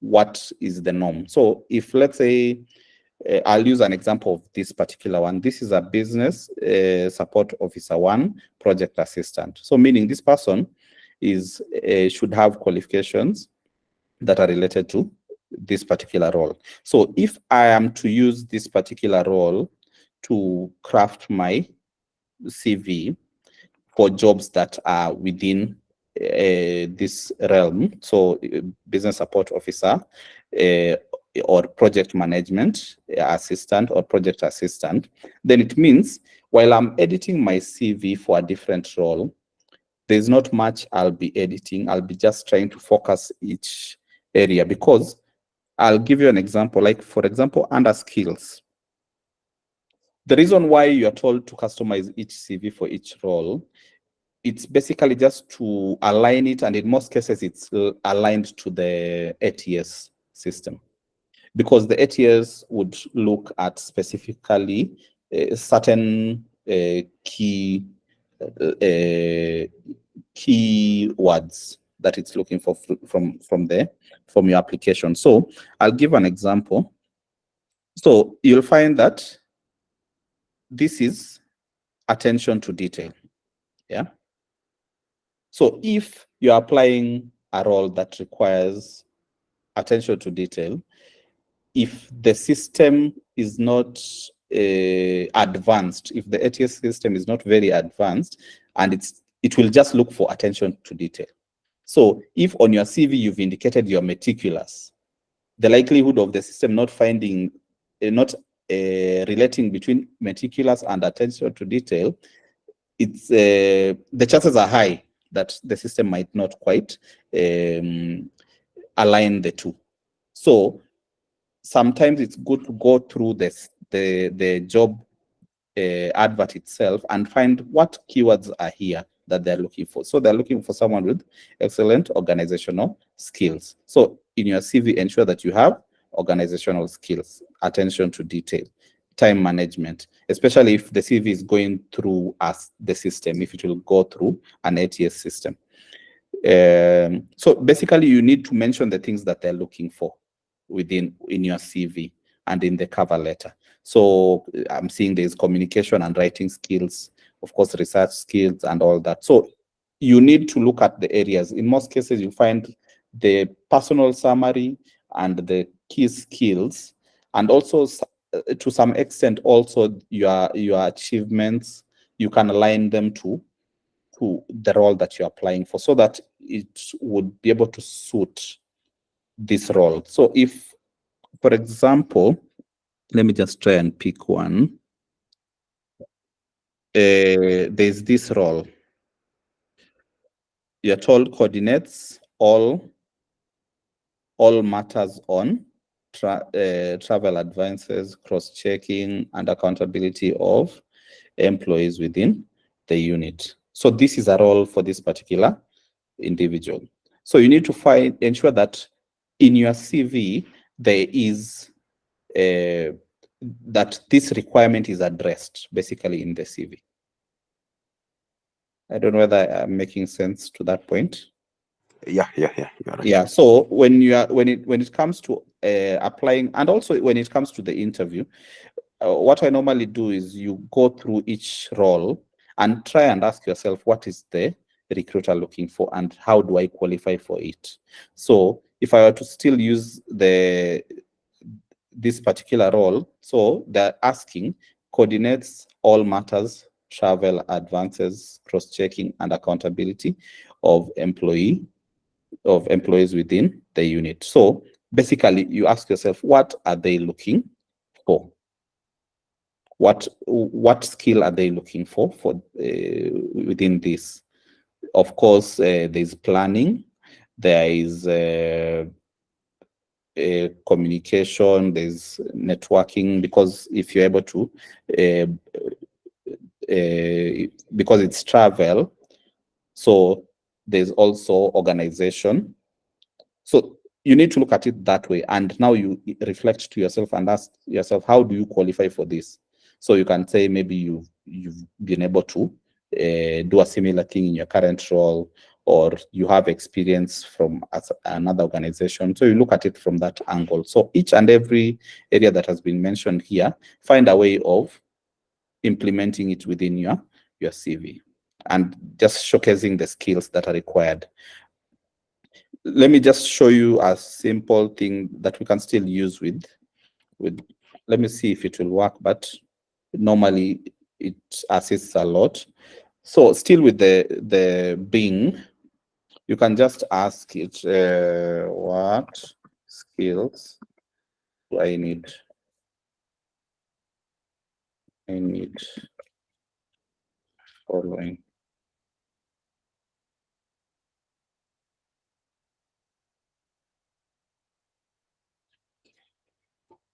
So it should be able to highlight for you some skills that would be needed for that role, and then you can now have it within your CV. Like, it practically gives you everything that you would need, or at least gives you more insight to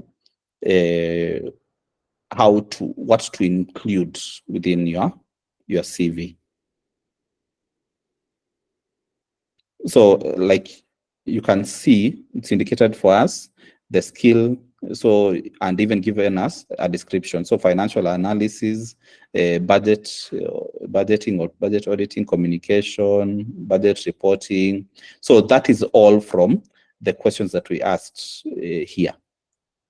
So you can make use of it, of this tool, to just help you make your work easier, and also get the best out of your application, so that you're not so that you can be successful in landing at least the interview. Any other question?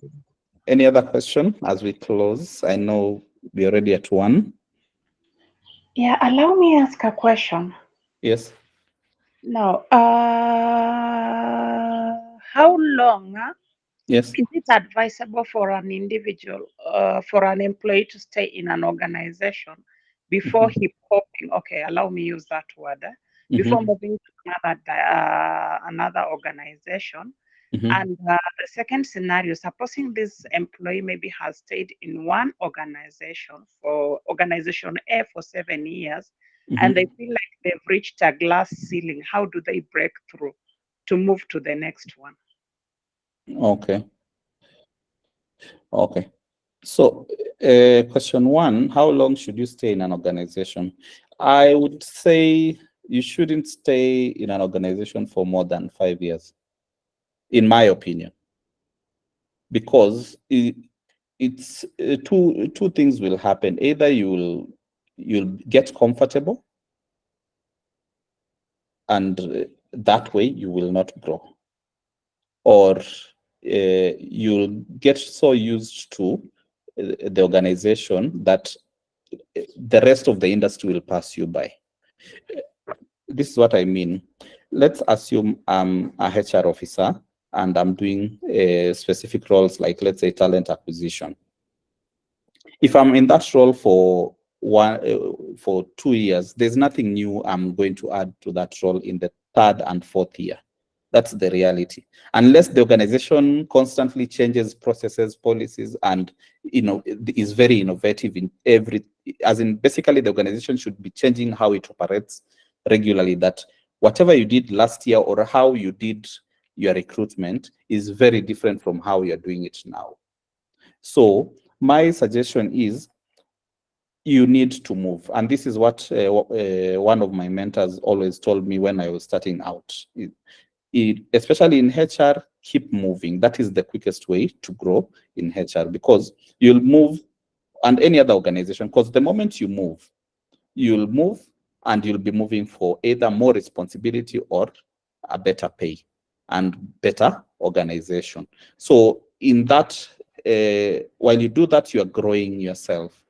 Because if you are very good at what you're doing and your work is not as challenging as it was when you began, then it is a sign that you need to look for more challenging opportunities. So in my perspective, I think 4 to 5 years is enough to have done everything you need to do in that particular position. But if you're within an organization and you've been there for 4 years and there's still room to grow, then you can still look at a way of boosting your qualifications to be able to get to a higher level. In terms of the second one was about breaking the glass ceiling. So the other challenge with staying in an organization for long, the moment you now have to go out, let's say there's an issue with the organization and you have to go out to another organization, someone will always ask, why were you there that long? Yeah. I don't know how you'd answer that question, but why were you in that organization for that long? It sometimes bring out showcases that maybe you are not as ambitious, or could you say that you've never gotten opportunities that would attract you outside the organization, or did you not look for other opportunities? So the first thing for me I would advise is always keep growing with the learning as much as you can in your industry as it goes, so that the moment you are going out to maybe get out of the role, or you want to go a level above, you need to have developed yourself. Just because you landed that job doesn't mean that you stop growing, because the moment you land a job and you don't develop yourself, it means that you will not have improved on yourself. So the aim should always to keep growing. So if I'm getting in as HR assistant, I've gotten the job as HR assistant, I shouldn't be comfortable in that role. I should start learning things about the next level. So I go to HR officer. I learn everything I need to learn for HR officer in preparation for that opportunity that may come my way. Then when you get to HR officer, you look at HR manager. What do I need to do to get to HR manager? So you go and ensure that you learn everything that needs to be learned. Seek opportunities where you can be mentored or shadow maybe your supervisor. If you are looking for HR manager position, when your manager is away on leave, ask for an opportunity to deputize them when they're away, just to keep improving yourself and basically getting yourself ready for that opportunity, because it might not necessarily be in that organization, but if you are ready, another organization might see your qualifications and they're able to offer you a higher role than what you have. So my one answer for that, it would be to always keep improving and preparing yourself for the next level. Okay. Yeah. I'm seeing Beverly, staying too long in an organization cripples employability. Yeah, true. It is basically, things in the industry have changed so much, especially after COVID. You'd realize so many things have changed, even how organizations work. So it is important for you to keep up with the new tools that are being used, to keep up with new trends, to keep up with new ways of doing things. So if you're able to portray this, then you'll be able to go at a higher level, and also ensure that you network and build a capital that you're able to utilize as you grow in your career.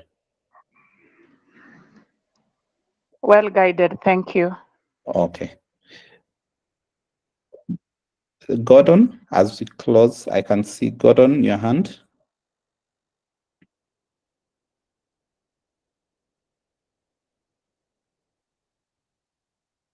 Gordon? Oh, okay, I think that was a previous one. I'm seeing Gordon say those who stay very long in an organization are either very good and agile, or they are nowhere. They have nowhere to go. Could be true. Because but I would think while you get an opportunity, what I normally say, if you get a job, you should have targets that you need to achieve for yourself as a professional. You should tell yourself, maybe I need to learn this skill, this skill, this skill. I need to go back to school, do this. So that, and also for the organization, you need to have goals that, okay, in this role, I need to have done this, this, this, this. So the moment you're done with that, you can set other goals. Okay, I need to do this, this, this, this. The moment you reach the highest point you can ever reach in that particular role for that organization, if you are not growing, start looking for a way out. Start looking for a way out of that organization, because it means if you are not growing, then you are digressing backwards, because you'll just be doing things for the sake of it. Things are very easy, so you're not even challenged to do or much more, or to be innovative when it comes to the to improving your skills. So the moment you feel like, okay, I think I've done everything I set out to do, and I don't think there's much more I can offer this organization, then that is your cue to leave that organization, if you ask me. Because if you don't leave, you'll remain in that particular organization, and there's an enemy called time. Time will be moving by. In 10 years, you'll wonder, okay, I've been here for 10 years in the same role. What have I achieved? So you need to find a way of continuously improving yourself. And if you can't improve within the organization, you can move forward to another organization that will challenge you more than where you are. I think we've come to the end. I don't know whether we have any question.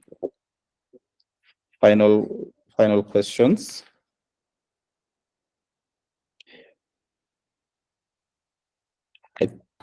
So does it mean that when you feel like you're not being challenged in an organization, it is quite the right time for you now to leave? I would say yes, but you need to assess it, because if you are doing a role, and let's say you've been there for, let's say, 2-3 years, and it's like it's so repetitive, there's nothing that is changing within that role. Basically, you can predict what will happen next in that particular role. There is no innovation within the organization to change processes, to improve anything within the organization. There are no opportunities to learn within the organization or to grow. Then the likelihood is that even yourself, you will know, even subconscious, you will know that, okay, it is time for me to go. And you need to be very deliberate when it comes to this. When you get a role, you need to tell yourself, how long are you giving yourself in that role? The moment you ask yourself that question, yes, I've gotten this role, how long am I supposed to stay in this role? The moment you ask yourself that question, it should trigger some other questions within you, whereby you'll tell yourself, okay, assume I've gotten the HR assistant role and I want to stay in this role for 1 year. That one will trigger me to say, okay, I need to do all I need to do in this particular role within 1 year, and I need to be ready for the next role within the 1 year. So it will sort of give you a push towards the direction where you want to go in your career. So the moment you find that you're in an organization and you're not growing in terms of skill, you're not growing in terms of position, then probably you need to look, and because there are better organizations out there and you can offer. So if you get to an organization that the role you're doing, yes, you qualify for, but you feel it's very challenging for you to achieve, then that is where growth happens. You don't look for a job that is easy, that, okay, I can do this and finish and then relax. You should look for a job that really pushes you to discover where your boundaries are, where how much you can stretch. If, let's say, you're in sales and your target is 1 million and you're always achieving 5 million, then the truth is you might be in the wrong organization. You'll go into a relaxed mode because you are sure you'll get to your targets. And if your targets don't even increase. So for that, Paul, I think that is what I could say for that particular one. Irene, you still have a question? I'm seeing your hand. Lillian, sorry. Hello. Oh, sorry, it's Irene. Sorry, Lillian. Yes, So I Irene? wanted to ask, Yes. you said we should not stay in an organization for more than 5 years. Yes. So does that mean that we should not apply for jobs with PNP terms? No, you still apply for jobs with PNP. Yeah. Because if it's a private organization, the provident fund or pension would still move with you wherever you go. Yeah? You're aware of that? I'm not aware. if you have a provident scheme, let's say with Britam or CIC, you can still open your provident fund, different provident, an individual provident fund, so that when you move from one organization, you can transfer it to the next organization or to your personal. So I'm not saying that you don't apply for permanent and pensionable, but in terms of growth, the truth is permanent and pensionable really, yes, it's comfortable, but in terms of growth, you will not grow career-wise. In my experience, you will not grow. I'll give you an example. There's an organization I worked for. I worked for them for 7 months, and still a mentor of mine told me, if you want to grow, keep moving. Don't stay in one place for long. And I can assure you, when I walk back to that organization, even today, the people I left and where I left them, they're still there. Okay. They're still where I left them. So if someone was in registry, I left them in registry, and they're still in registry. And if you look at the things, So if I can, yes, if I can concur with what Irene is asking, yes, and according to your expertise, yes, is it in order if I feel like I should grow within the first 6 months after if I've realized that whatever I've been doing in the organization I've already achieved? Like for instance, I've given myself, I've given myself like within first 1 year in an organization, should have already developed almost the policies that need to run the HR department, and I've already achieved that. I've already streamlined the system, and then I don't see any challenging role in my position currently. I'm allowed to look for another place and get another better place. Yeah, if you ask me, it means that the role you are having wasn't challenging enough. You need to get to a role where you are asking yourself whether you'll even make it. Yeah, then that will challenge you a bit more. Yes, I was only looking for that word, challenging role. Thank you. Yeah, if the role is not challenging, the truth is you will not grow. You'll be doing, basically you'll have achieved what you are able to achieve, and that is where you'll stop at. But if you don't try stretching yourself, then you'll not even discover what you can be able to do. You'll not even discover your capabilities going forward. I know of people who came into an organization, they were not even able to get to a target of 1 million. It was a real estate organization. They were not able to get to a target of 1 million. But after coaching, mentorship, and also the push, because you get into an organization, everyone is meeting their targets and you're the only one not meeting your target. What will happen? You'll either have to conform and dig deep to be able to reach that target, or you will leave. And if you're able to do the best and find ways, you'll be able to even ask the rest, how do you manage that target? How do you get to that target? And they'll be able to assist you. You'll be able to learn. And then by the time you are able to get to that target consistently, then I'm sure you will have changed. So there's a saying that goes, I hope I get it right, that you set yourself big, scary goals.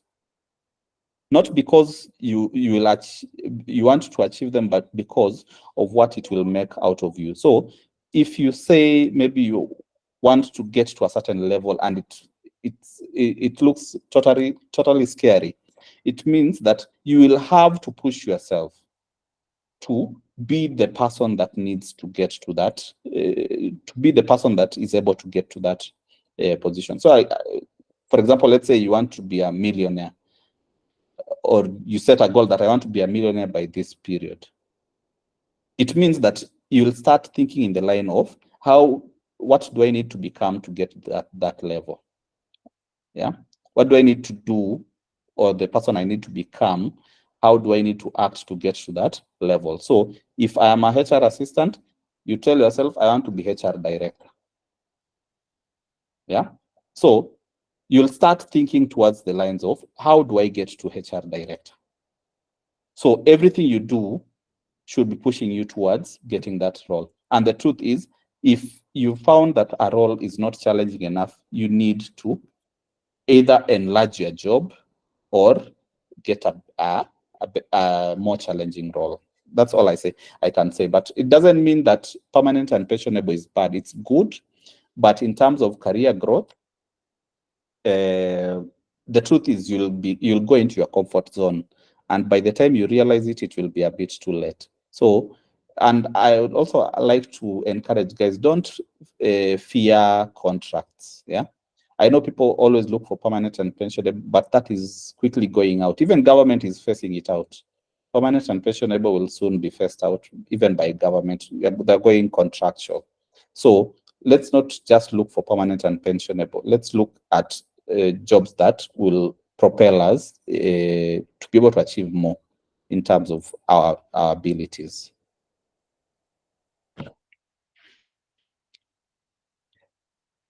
I think we've come to the end. And I would like to thank everyone who has attended and for your participation. Thank you very much for attending the session. You've made it lively and your contribution has been good. And I would like to wish us all the best. I see Beverly has shared the chat link, so you can join the chat. You can also follow us on social media. We'll be able to share the links via the chat social media. I'll also share, I know there's someone who asked for the template. I'll be able to share with you a sample cover letter, and I'll also share with you a sample CV template if you need. So I'll share the links and then you can be able to download. I hope it will assist you as we continue trying to find our best career path going forward. Thank you very much for your time, and feel free. I had left my email address, so in case you need personal support, you can still reach out to myself or Beverly. Yes, Paul, sorry. I hope the template for the CV will be ATS compliant. Yes, I'll try get one that is ATS. Okay, we have done the group. Maybe you can share in the group. Okay, I'll share a link where you can download it. Okay, thank you. Okay.